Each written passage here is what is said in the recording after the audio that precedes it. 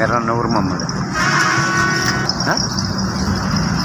कथी लगन ना पर 70 को साल हो गई। मजबूरी बात है, गरीब आदमी है, मजबूरी वास्ते बैठे हैं, गरीब आदमी है।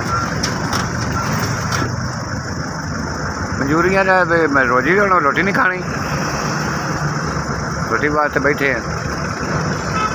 किराया घर का किराया, बच्चे ने छोटे छोटे बच्चों वास्ते कमाई का, धियाँ भी ने पुत्र भी ने।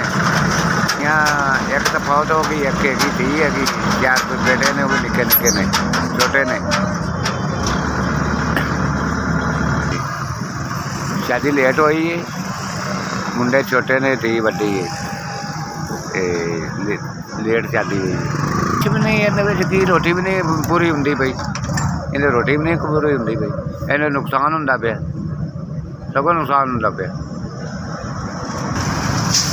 300-400 रुपये नुकसान हो गया जी, कभी 200-300 बच जाता, कभी नुकसान हो जाता। मोबाइल मेरे को नहीं है, नहीं है मोबाइल।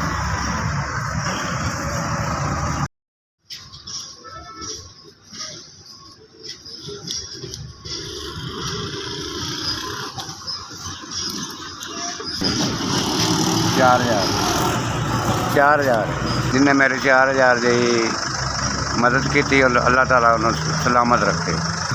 अल्लाह ताला तंदुरुस्ती देवे भैन भरावां दी, जिन्हें बिन पैसे दिते ने भैन भरावां दी तंदुरुस्ती देवे, अल्लाह ताला इन्हूं तंदुरुस्ती देवे।